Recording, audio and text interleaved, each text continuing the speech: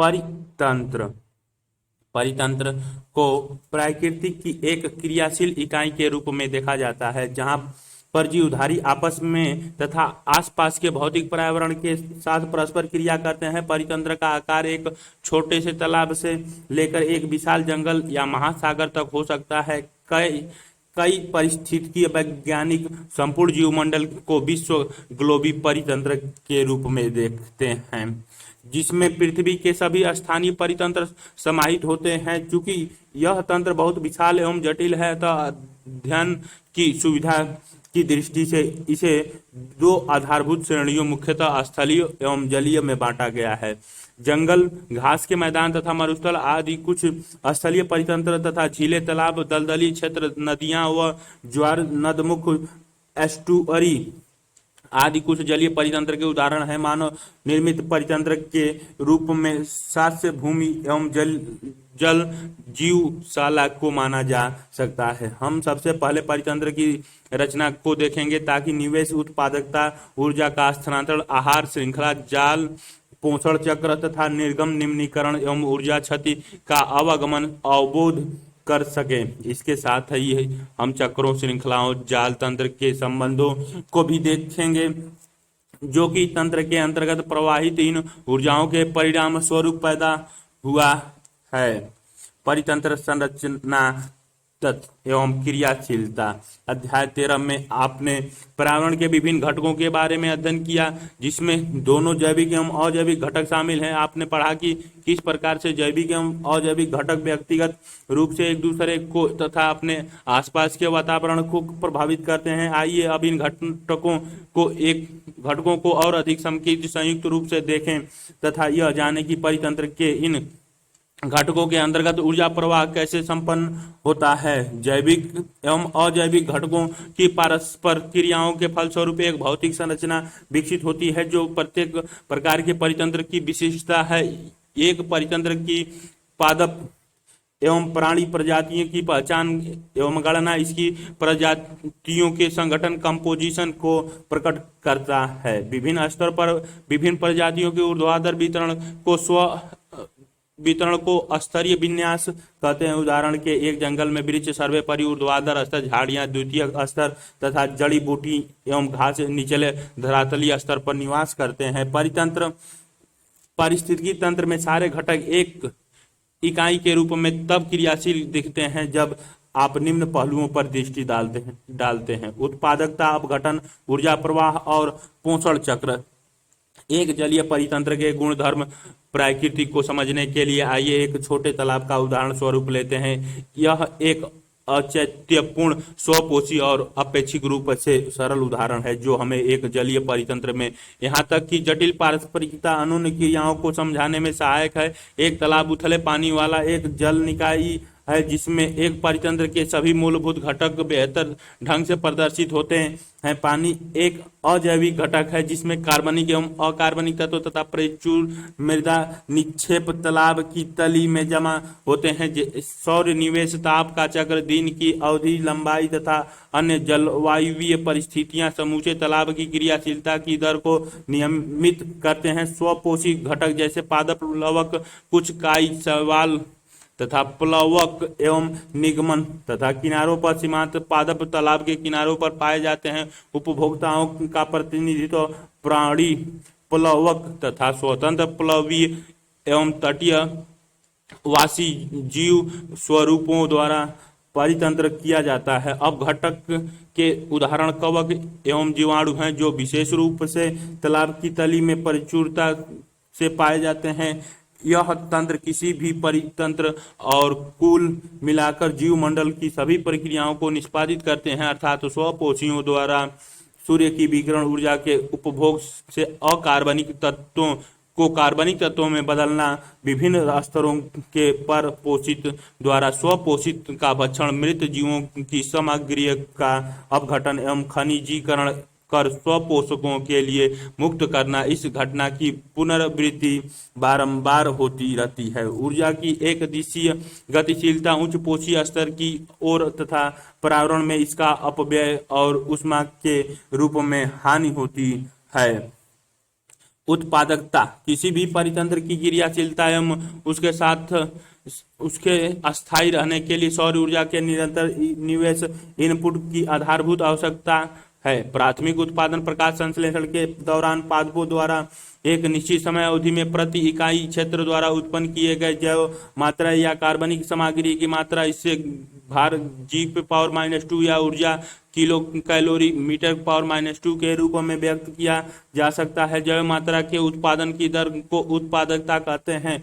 इसे G⁻², YR⁻1 या kilo calorie मीटर⁻², YR⁻1 ऊर्जा के रूप में व्यक्त किया जा सकता है, जिससे विभिन्न परितंत्र की उत्पादकता की तुलना की जा सकती है। इसे सकल या कुल प्राथमिक उत्पादकता तथा नेट प्राथमिक उत्पादकता में विभाजित किया जा सकता है। एक पारिस्थितिकी तंत्र की सकल प्राथमिक उत्पाद प्रकाश संश्लेषण के दौरान कार्बनिक तत्वों की उत्पादकता दर होती है। सकल प्राथमिक उत्पादकता की एक महत्वपूर्ण मात्रा पादपों में शोषण दर उपयोग की जाती है। यदि हम सकल प्राथमिक उत्पाद से शोषण के दौरान हुई क्षति को घटा देते हैं तो हमें नेट प्राथमिक उत्पादकता प्राप्त होती है। Gpp-R बराबर NPP। नेट प्राथमिकता उत्पादक पर पोषित की खपत शकभक्षी या अपघटक के रूप में के लिए उपलब्ध जैव मात्रा होती है। द्वितीयक उत्पादकता को उपभोक्ताओं ने नए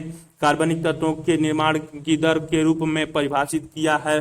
प्राथमिक उत्पादकता एक सुनिश्चित क्षेत्र में पादप प्रजातियों के निवास पर निर्भर करती है। ये विभिन्न प्रकार के पर्यावरणीय कारकों, पोषकों की उपलब्धता तथा पादपों की प्रकाश संश्लेषण क्षमता पर निर्भर करती है। इसीलिए ये विभिन्न प्रकार के परितंत्रों में भिन्न भिन्न होती है। संपूर्ण जीवमंडल की वार्षिक कुल प्राथमिक उत्पादकता का भार कार्बनिक तत्व शुष्क भार के रूप में लगभग 170 बिलियन टन आंका गया है। यद्यपि पृथ्वी के धरातल का लगभग 70% भाग समुद्रों द्वारा ढका हुआ है, फिर भी बावजूद इनकी उत्पादकता केवल 55 बिलियन टन है। शेष मात्रा भूमि पर उत्पन्न होती है।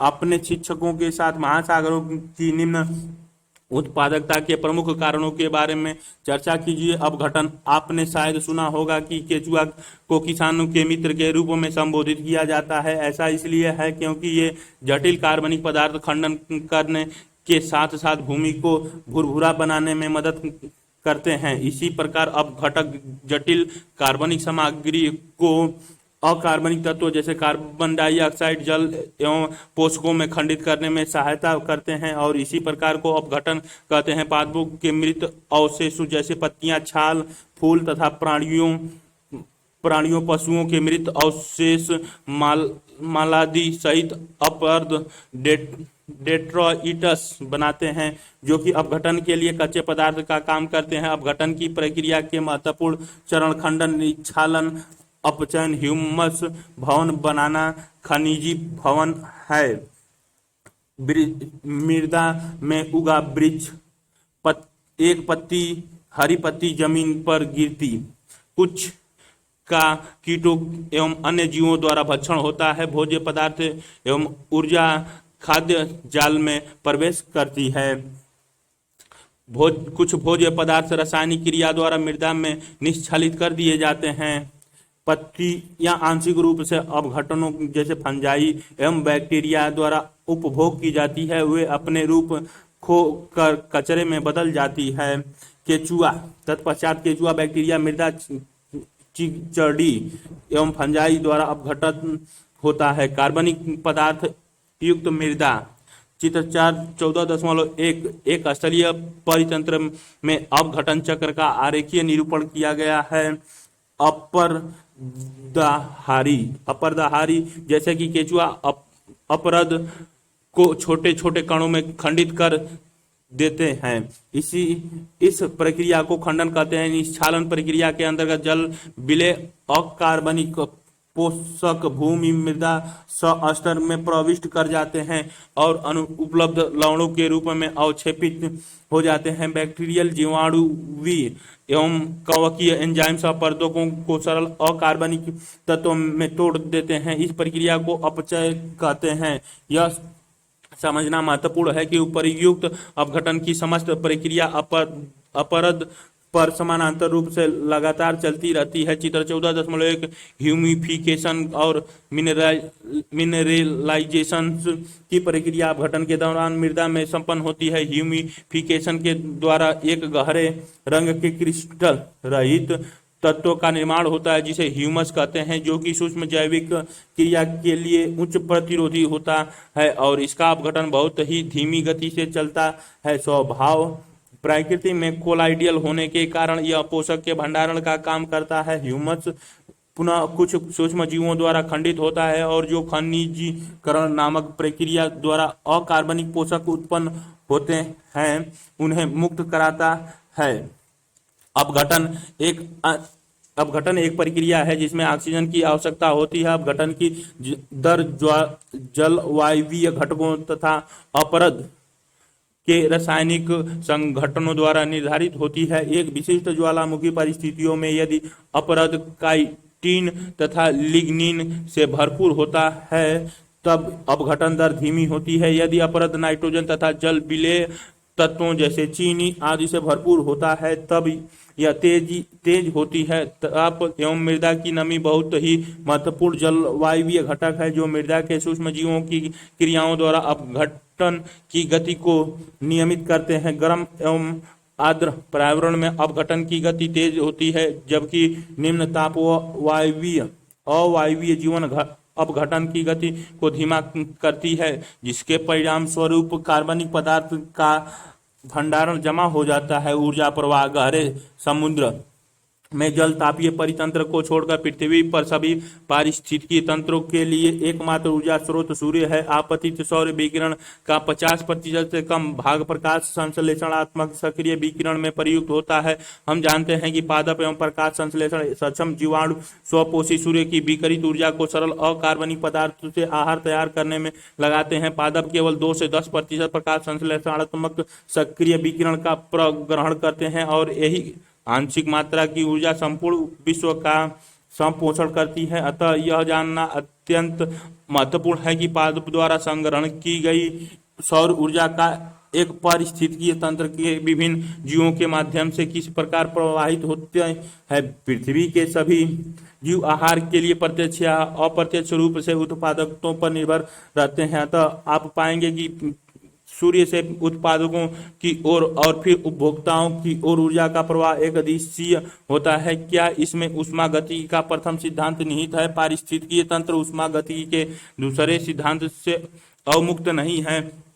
उन्हें निरंतर ऊर्जा की आपूर्ति की आवश्यकता होती है ताकि वे अपेक्षित अणुओं को संश्लेषित कर बढ़ती हुई अव्यवस्थापन के प्रति सर्वव्यापी प्रवृत्ति से संघर्ष कर सके।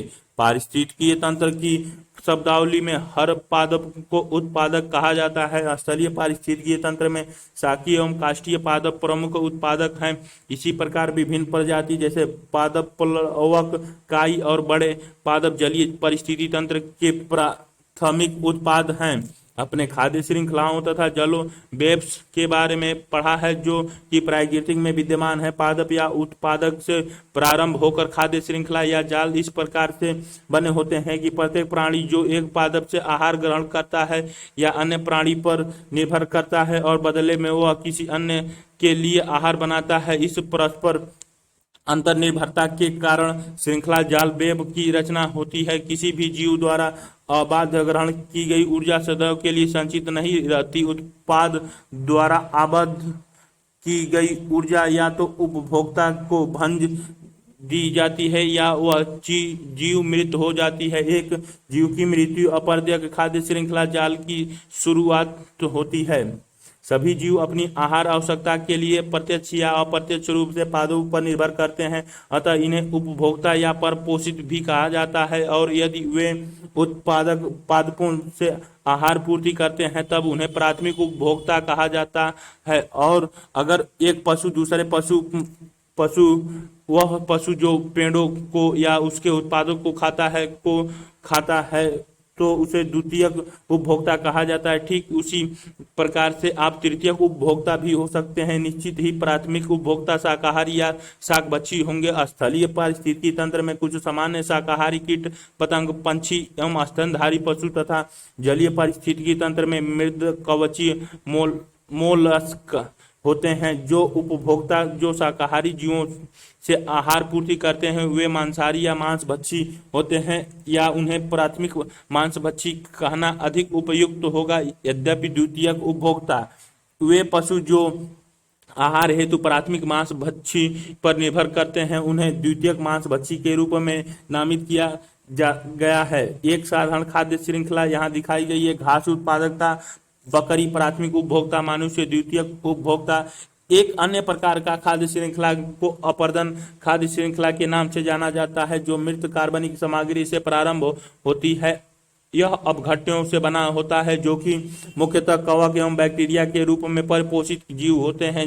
ये मृत कार्बनिक सामग्री या अपरदों के खंडन द्वारा अपेक्षित ऊर्जा एवं पोषण प्राप्त करते हैं। इन्हें मृत पोषी या पूर्तिजीवी मृत अपघटन के नाम से भी जाना जाता है। अपघटक पाचक एंजाइम्स स्रावित करते हैं, जो मृत जीवों तथा व्यर्थ सामग्री को साधारणतः अकार्बनिक पदार्थ में तोड़ डालते हैं, जो बाद में उन्हीं के द्वारा अवशोषित कर लिए जाते हैं। जलीय परितंत्र में चारण खाद्य श्रृंखला ऊर्जा प्रवाह का महत्वपूर्ण साधन है। इसके विरुद्ध स्थलीय पारिस्थितिकीय तंत्र में जीएफसी की तुलना में अपरदक खाद्य श्रृंखला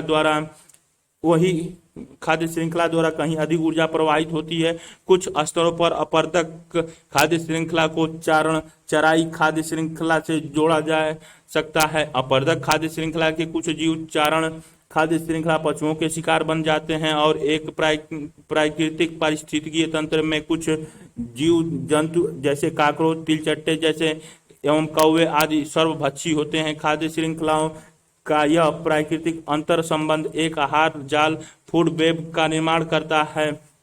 आहार पूर्ति संबंधों के अनुसार सभी जीवों का प्राकृतिक वातावरण या एक समुदाय में अन्य जीवों के साथ एक स्थान होता है। सभी जीव अपने पोषण या आहार के स्रोत के आधार पर आहार श्रृंखला में एक विशेष स्थान ग्रहण करते हैं, जिसे ट्रॉफिक लेवल पोषण स्तर के नाम से जाना जाता है। उत्पादक प्रथम पोषण स्तर में आते हैं शाकाहारी, चतुर्थ उपभोक्ता, चौथे पोषण स्तर उच्च मांसाहारी मनुष्य और से द्वितीयक उपभोक्ता, तीसरी पोषण स्तर पर मांसाहारी पंछी, मछलियां, भेड़िया।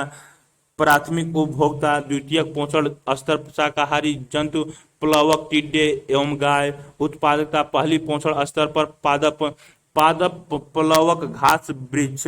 एक पारिस्थितिकी तंत्र में पोषण स्तर का आरेखीय निरूपण 14.2 चित्र में दिखाई गई है। प्राथमिक उपभोक्ता दूसरी एवं मांसाहारी, द्वितीय उपभोक्ता तीसरे पोषण स्तर से संबंध होते हैं। चित्र 14.2 यहाँ पर ध्यान देने योग्य महत्वपूर्ण बात यह है कि उत्तरोत्तर पोषण स्तरों पर ऊर्जा की मात्रा घटती जाती है। जब कोई जीव मरता है तो वह अपरद या मृत जैव मात्रा में बदल जाता है, जो अपघटन के लिए एक ऊर्जा स्रोत के रूप में काम करता है। प्रत्येक पोषण स्तर पर जीव अपनी ऊर्जा की आवश्यकता के लिए निम्न पोषण स्तर पर निर्भर रहता है। एक विशिष्ट समय पर प्रत्येक पोषण स्तर का जीवित पदार्थ की कुछ खास मात्रा होती है, जिसे स्थिति शास्य या खड़ी फसल कहा जाता है। स्थिति शास्य को जीवित जैविक की मात्रा, जैव मात्रा या इकाई क्षेत्र में संख्या से मापा जाता है। एक प्रजातीय की जैव मात्रा को ताजे या शुष्क भार के रूप में व्यक्त किया जाता है, एवं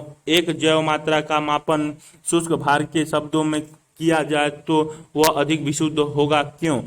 चारण खाद्य श्रृंखला में पोषण स्तर की संख्या प्रतिबंधित होती है। इस तरह से ऊर्जा प्रवाह का स्थानांतरण 10% कम होता है, और प्रत्येक निम्न पोषण स्तर से ऊपर का पोषण स्तर पर केवल 10% ऊर्जा प्रवाहित होती है। प्राकृतिक में यह संभव है कि कई स्तर हो, जैसे कि चरण खाद्य श्रृंखला में उत्पादक शाक भक्षी, प्राथमिक मांस भक्षी, द्वितीयक मांस भक्षी आदि। चित्र 14.3 क्या आप सोच सकते हैं कि इस प्रकार अपरद खाद्य श्रृंखला की कोई सीमा है? उस सूर्य उष्मा प्रथम पोषण रीति उत्पादक हरे पादप। द्वितीयक पोषण रीति प्राथमिक उपभोक्ता शाकाहारी उष्मा उष्मा। द्वितीयक तृतीयक पोषण रीति द्वितीयक उपभोक्ता मांसाहारी उष्मा से। चतुर्थक पोषण रीति तृतीयक उपभोक्ता सर्वोपरि मांसाहारी उष्मा से। उष्मा और उष्मा तीनों से विभिन्न पोषण स्तरों में से होते हुए ऊर्जा का प्रवाह दिखाई गई है। पारिस्थितिकीय पिरामिड सूची संबंध।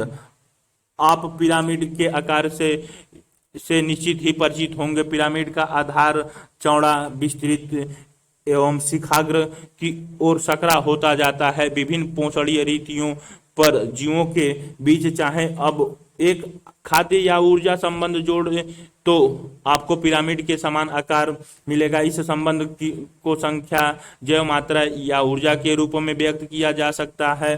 प्रत्येक पिरामिड के आधार का प्रतिनिधित्व उत्पादकता या पहली पोषण स्तर करता है, जबकि शिखर या प्रतिनिधित्व तृतीय पोषण स्तर या सर्वोपरि उपभोक्ता करता है। तीन पारिस्थितिकीय पिरामिड जिनका आमतौर पर अध्ययन किया जाता है वे हैं क संख्या का पिरामिड, ख जैव मात्रा का पिरामिड और ग ऊर्जा का पिरामिड। विस्तृत जानकारी के लिए चित्र 14.4 अ ब स और द देखें। ऊर्जा मात्रा या अंश, जैव मात्रा या संख्याओं की किसी भी गणना में पोषण स्तर के सभी जीवों को शामिल किया जाना चाहिए। यदि हम किसी पोषण स्तर के कुछ विशिष्टियों को ही गणना में लेते हैं तो हमारे द्वारा किया गया कोई भी व्यापीकरण सत्य नहीं होगा।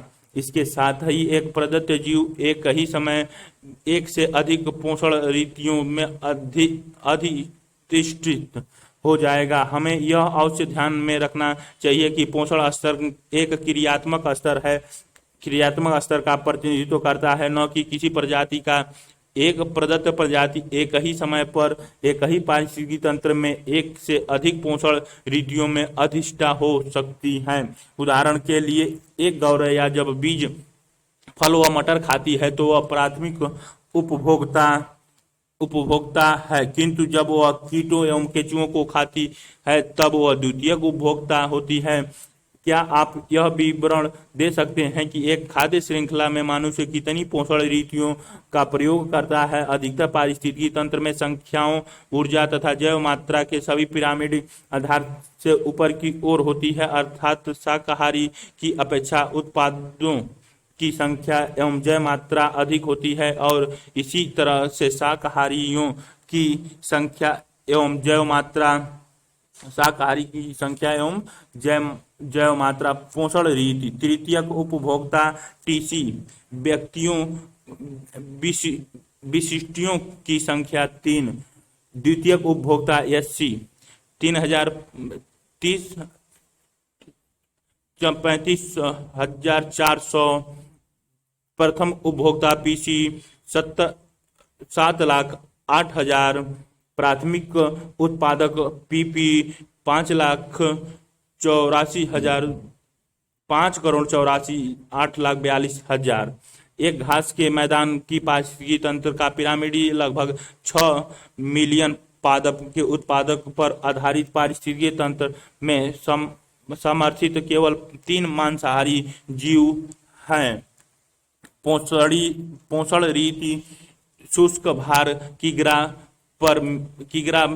M⁻²। तृतीयक उपभोक्ता टीसी 1.5। द्वितीयक उपभोक्ता एससी 11। प्राथमिक उपभोक्ता पीसी 37।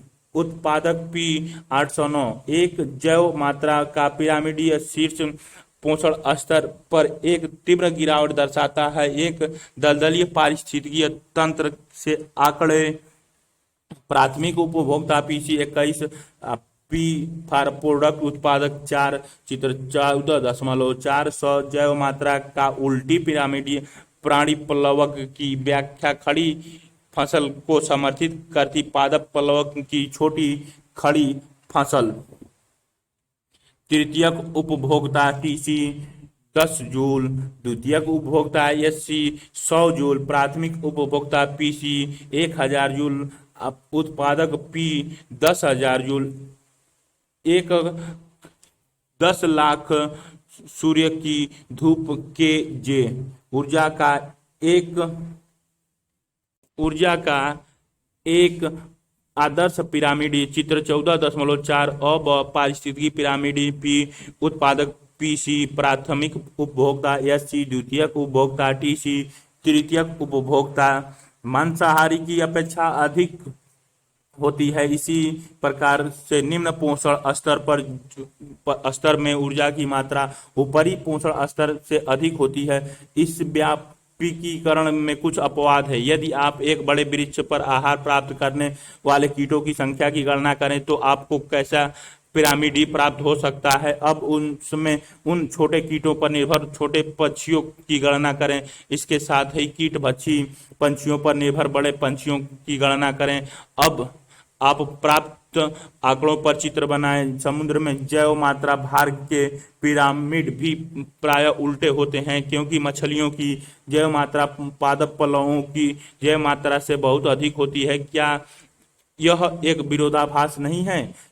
आप इसकी व्याख्या कैसे करेंगे? ऊर्जा पिरामिड सदैव खड़ी अवस्था में होता है, कभी उल्टा नहीं हो सकता, क्योंकि जब ऊर्जा किसी विशेष पोषण स्तर से अग्र पोषण स्तर में पहुंचती है तो हर स्तर पर ऊष्मा के रूप में ऊर्जा का ह्रास होता है। ऊर्जा पिरामिड का प्रत्येक स्तंभ उस पोषण स्तर में किसी विशेष समय पर अथवा प्रति इकाई क्षेत्र वार्षिक ऊर्जा का घोतक है। यद्यपि पारिस्थितिकी पिरामिड की कुछ सीमाएं हैं, जैसे कि पिरामिड में ऐसी जातियों का समावेश भी होता है जो कि दो या अधिक भोजन स्तरों से संबंधित हो सकता है। इससे एक साधारण श्रृंखला आहार बनती है जो कि प्राकृतिक में विद्यमान नहीं होती। इसमें आहार जाल का समावेश नहीं है।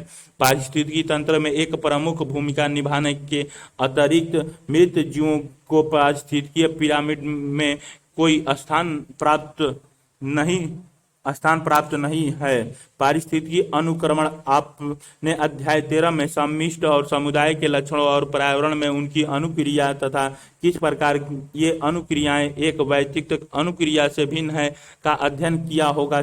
चलो हम समय के साथ सामुदायिक अनुक्रिया के अन्य पहलुओं पर विचार करें। सभी समुदाय का महत्वपूर्ण लक्षण पर्यावरण के बदलाव स्वरूप के साथ इसके संगठन एवं संरचना में निरंतर परिवर्तन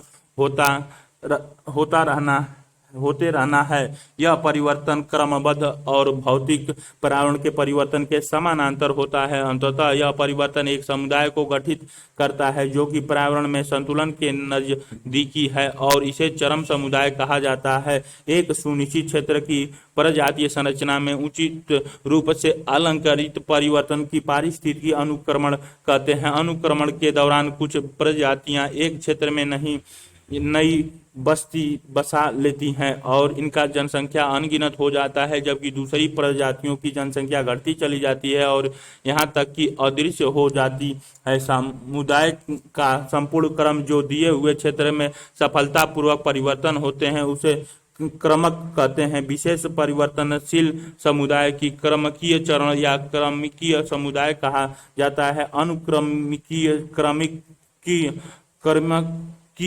क्रमकीय चरणों में जीवों की प्रजातियों की भिन्नता, जीव और प्रजातियों की जनसंख्या वृद्धि, साथ ही संपूर्ण जैव मात्रा में वृद्धि जैसे परिवर्तन होते हैं। संसार के वर्तमान समुदाय धरती पर जीवोत्पत्ति के पश्चात लाखों वर्षों के अनुक्रमण के फलस्वरूप उत्पन्न हुए हैं। वास्तव में अनुक्रमण एवं विकास उस समय समानांतर प्रक्रियाएं थीं, अतः अनुक्रमण एक प्रक्रिया है जो वहां शुरू होती है जहां कोई सजीव नहीं होते अथवा कोई ऐसा क्षेत्र जहां कभी कोई सजीव नहीं रहा हो। उदाहरण के लिए नग्न पत्थर, या फिर ऐसे क्षेत्र जहां के सभी जीव जो कभी वहां रहते थे किस प्रकार से नष्ट लुप्त हो गए। पहले को प्राथमिक अनुक्रमण कहते हैं जबकि दूसरे को द्वितीयक अनुक्रमण के रूप में जाना जाता है। प्राथमिक अनुक्रमण पाए जाने वाले क्षेत्रों का अनुक्रम है तुरंत नया ठंडा लावा, नग्न पत्थर, नव विकसित तालाब या जलाशय, नए जीवीय समुदाय की स्थापना, सामान्य सामान्यतः धीमी होती है। विविध जीवों के जीवीय समुदाय की स्थापना से पूर्व वहाँ उपजाऊ मिट्टी अवश्य होनी चाहिए। अधिकतर जलवायु की निर्भरता के आधार पर प्राकृतिक रूप से उपजाऊ मिट्टी के उत्पादन में कई सौ से कई हजार वर्ष लग जाते हैं। द्वितीयक अनुक्रमण ऐसे क्षेत्र में प्रारंभ होते हैं जहां प्राकृतिक जीवीय समुदाय निरस्त हो गए हैं, जैसे कि पूरी तरह से छोड़ी गई कृषि योग्य भूमि, जले या कटे वन, बाढ़ से प्रभावित जमीन, जबकि कुछ मिट्टी या अवसाद इनमें उपस्थित होते हैं। अनुक्रमण की क्रिया प्राथमिक अनुक्रमण की अपेक्षा तेजी से होती है। साधारणतः पारिस्थितिकी अनुक्रमण का विवरण वनस्पतिक परिवर्तन पर केंद्रित होता है, जबकि बाद में यह वनस्पतिक परिवर्तन विभिन्न प्रकार के जानवरों के खाद्य और शरण स्थल पर प्रभाव डालते हैं। अतः जैसे जैसे अनुक्रमण बढ़ता है, जानवरों के प्रकार एवं संख्या तथा अपघटन भी बदलते हैं। किसी भी समय प्राथमिक अथवा द्वितीयक अनुक्रमण को प्राकृतिक अथवा मानव जनित विघ्न बाधाओं जैसे आग, जंगलों का काटना इत्यादि द्वारा क्रमक अवस्था को प्राथमिक अवस्था में बदला जा सकता है। इन बाधाओं से ऐसी नई स्थितियां, अवस्थाएं पैदा हो जाती हैं जिनसे नई जातियों को प्रोत्साहन मिलता है तथा अन्य जातियां हतोत्साहित होती हैं अथवा निष्कासित हो जाती हैं।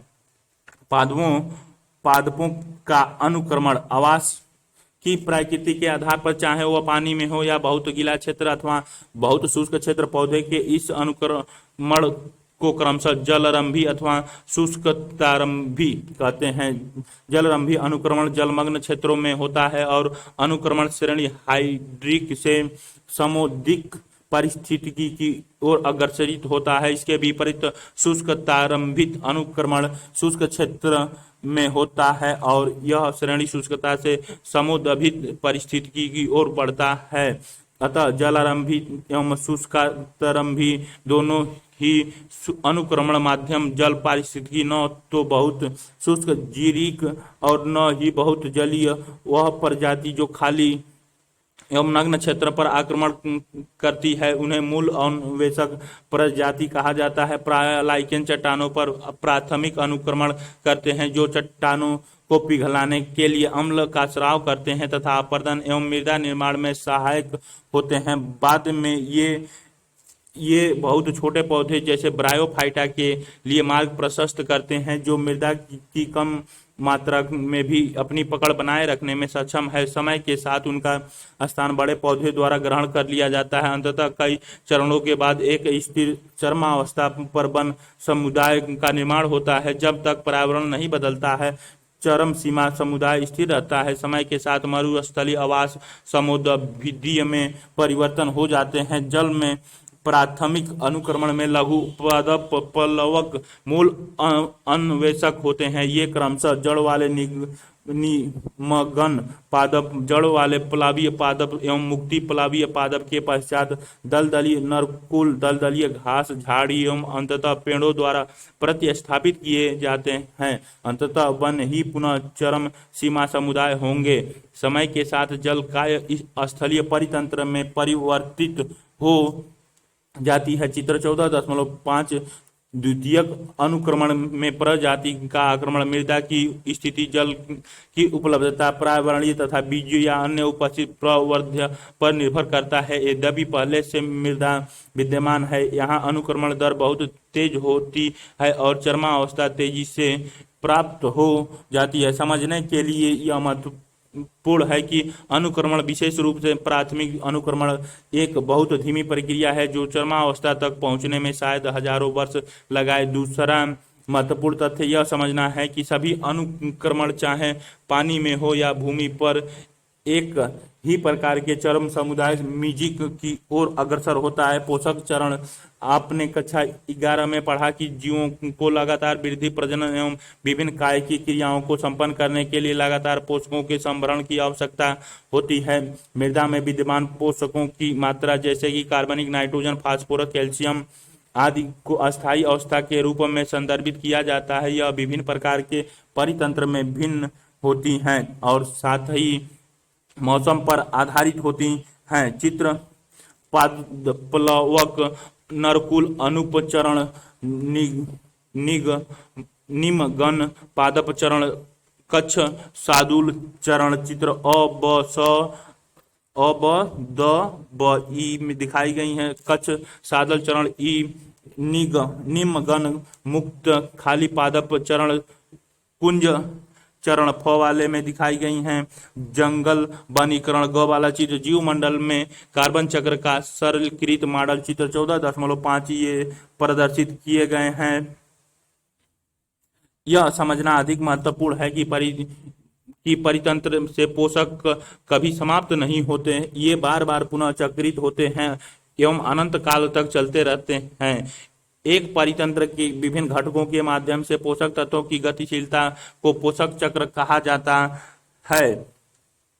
वायुमंडल में CO2 प्रकाश संश्लेषण, स्थलीय भोज्य श्रृंखला, जंगली लकड़ी एवं कार्बनिक कचरे का जलना, अवशेषीय ईंधन का वाहन, विद्युत एवं ताप के लिए जलना, कोयला अपरद, खाद्य श्रृंखला श्वसन एवं अपघटन, प्लवक, कार्बनिक अवसाद, प्रकाश संश्लेषण, जलीय खाद्य श्रृंखला, जल में CO2, तेल एवं गैस, लाइम स्टोन एवं डोलोमाइट, कैल्शियम युक्त अवसाद, भूमंडल में कार्बन चक्र का सरलकृत मॉडल चित्र 14.6 में दिखाई गई है। पोषक चक्र का एक अन्य नाम जो जैव भू रसायन चक्र, जैव सजीव, भू चट्टानों, हवा, पानी है। पोषक चक्र दो प्रकार के होते हैं, क गैसीय और ख अवसादीय या तलछटी। गैसीय प्रकार के पोषक चक्र जैसे नाइट्रोजन कार्बन चक्र के भंडारण वायुमंडल में विद्यमान होते हैं तथा अवसादी चक्र जैसे सल्फर एवं फास्फोरस चक्र के भंडारण धरती के पटल पापड़ी में स्थित होते हैं। पर्यावरणीय घटक जैसे कि मिट्टी, आर्द्रता, pH, ताप आदि वायुमंडल में पोषकों के मुक्त होने की दर तय करते हैं। एक भंडार की क्रियाशीलता कमी को पूरा करने के लिए होती है, जो कि अंतर्वाह एवं बहिर्वाह की दर के असंतुलन के कारण संपन्न होती है। आपने कक्षा 11 में नाइट्रोजन चक्र का विस्तृत अध्ययन किया था। यहाँ पर हम कार्बन तथा फास्फोरस चक्र के बारे में चर्चा कर रहे हैं। परितंत्र कार्बनिक चक्र। जब आप सजीवों की रचना का अध्ययन करेंगे तो पाएंगे कि जीवों की शुष्क भार का 49% भाग कार्बन से बना होता है और जल के पश्चात यही आता है। यदि हम भूमंडलीय कार्बन की पूर्ण मात्रा की ओर ध्यान दें तब हम देखेंगे कि समुद्र में 71% कार्बन विलय के रूप में विद्यमान है। यह सागरीय कार्बन भंडार वायुमंडल में कार्बन डाइऑक्साइड की मात्रा को नियमित करता है। चित्र 14.6। क्या आप जानते हैं कि कुल भूमंडलीय कार्बन का केवल 1% भाग वायुमंडल में समाहित है। जीवाश्मीय ईंधन भी कार्बन के एक भंडार का प्रतिनिधित्व करता है। कार्बन चक्र वायुमंडल, सागर तथा जीवित एवं मृत जीवों द्वारा संपन्न होता है। एक अनुमान के अनुसार जैवमंडल में प्रकाश संश्लेषण के द्वारा प्रति वर्ष 4 × 10⁻13 किग्रा कार्बन का स्थिरीकरण होता है।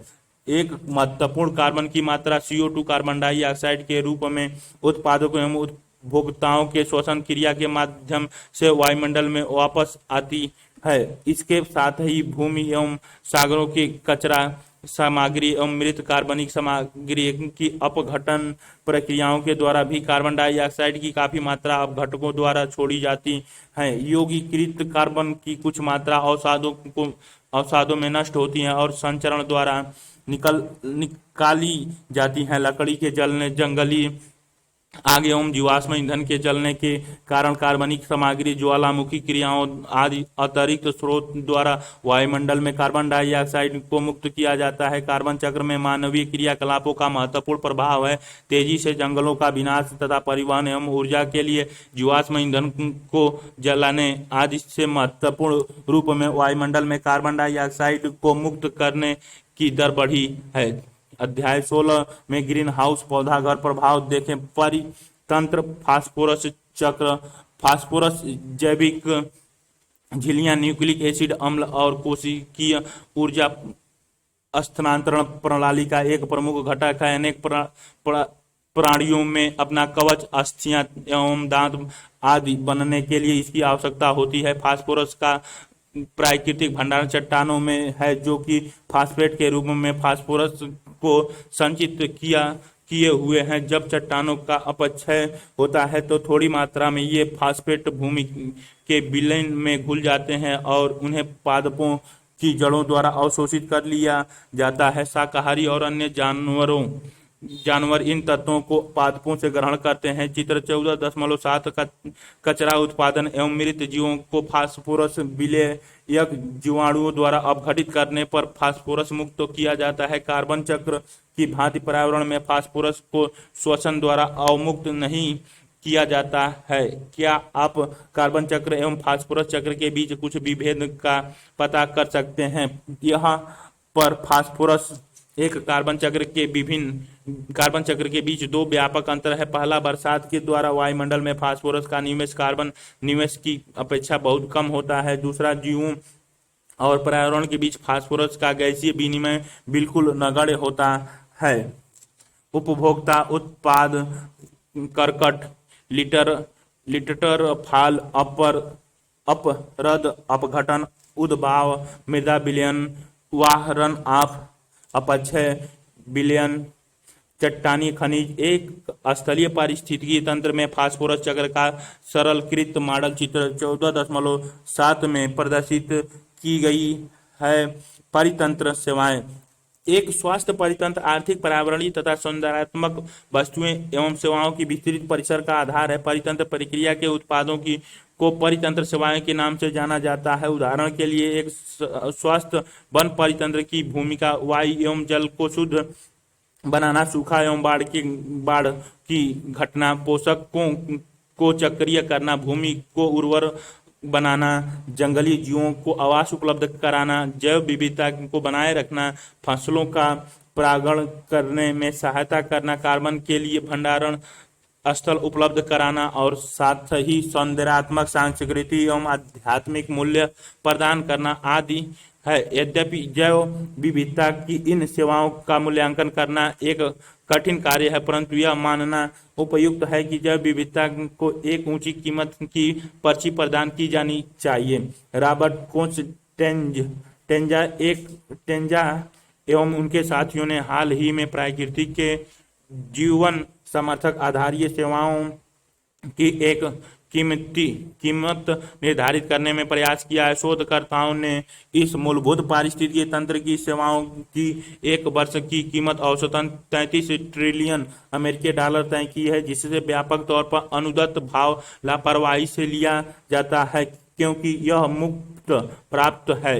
यह मूल्य वैश्विक सकल उत्पाद जीएनपी की कीमत का लगभग 3 गुना ज्यादा है, जो कि 18 ट्रिलियन अमेरिकी डॉलर है। विभिन्न पारितंत्र सेवाओं की कुल लागत में से 50% केवल मृदा संरचना भूमि गठन के लिए है, जबकि विशेष सेवाएं जैसा कि पोषक चक्रण तथा मनोरंजन आदि प्रत्येक 10% से कम भागीदारी रखती है। वन्य जीवन के लिए जलवायु नियमन तथा वास की लागत लगभग प्रत्येक के लिए 6% है।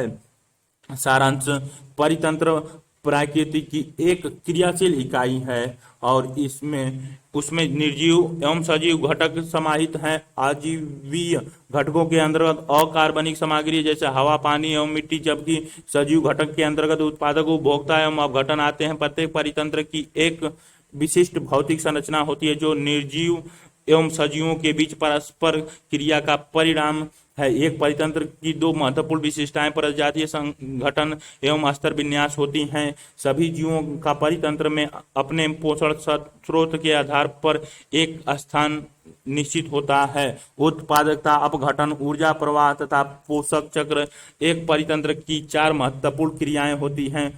प्राथमिक उत्पादकता उत्पाद की जैव मात्रा, उत्पादन या सौर ऊर्जा की ग्रहण की दर होती है। इसके 2 प्रकार होते हैं: ग्रास प्राथमिक उत्पादकता तथा नेट प्राथमिक उत्पादकता।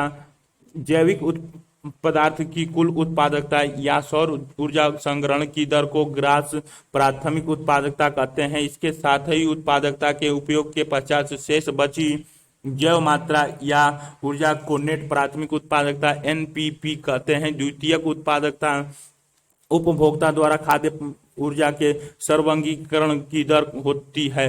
अपघटन में अपरदन के जटिल कार्बनिक घटकों को अपघटकों द्वारा कार्बन डाइऑक्साइड, जल तथा अकार्बनिक पोषकों में द्वारा बदला जाता है। अपघटन में 3 प्रक्रियाएं सम्मिलित होती हैं, जो कि मुख्यतः अपरदों का खंडन, निक्षालन एवं अपचयन होता है। ऊर्जा प्रवाह एक दिशीय होता है। पहले पादप सौर ऊर्जा को ग्रहण करते हैं, इसके बाद आहार उत्पादक से अपघटक को स्थानांतरित किया जाता है। प्रकृति में भिन्न पोषण स्तर के जीव आहार या ऊर्जा संबंधों हेतु एक दूसरे से परस्पर जुड़कर खाद्य श्रृंखला का गठन करते हैं। पारिस्थितिकी तंत्र के विभिन्न घटकों के माध्यम से पोषक तत्वों की गतिशीलता एवं भंडारण को पोषक चक्र कहते हैं। इस प्रक्रिया द्वारा पोषकों का बार बार उपयोग होता है। पोषक चक्र 2 प्रकार के होते हैं, गैसीय एवं अवसादीय। गैसीय प्रकार के चक्र कार्बन हेतु भंडार वायुमंडल या जल मंडल होता है, जबकि पृथ्वी की पटल पपड़ी अवसादीय प्रकार के फास्फोरस पोषक का भंडारण होती है। परितांत्रिक प्रक्रिया के उत्पादों को परितंत्र सेवा का नाम दिया गया है, जैसे कि जंगलों द्वारा वायु एवं जल की शुद्धिकरण जैविक समुदाय गति है और बीते समय के साथ परिवर्तन होता है। ये परिवर्तन क्रमशः अनुक्रमित है और पारिस्थितिकी अनुक्रमण की संरचना करते हैं। अनुक्रमण का प्रारंभ पायनीर अग्रणी जाति द्वारा खाली जैव विहीन क्षेत्रों पर प्रवेश के साथ होता है, जो बाद में उनके उत्तराधिकारियों का मार्ग प्रशस्त करती है और अंततः एक अचल चरम समुदाय का निर्माण होता है। चरम समुदाय पर्यावरण के अपरिवर्तित होने तक स्थिर रहता है।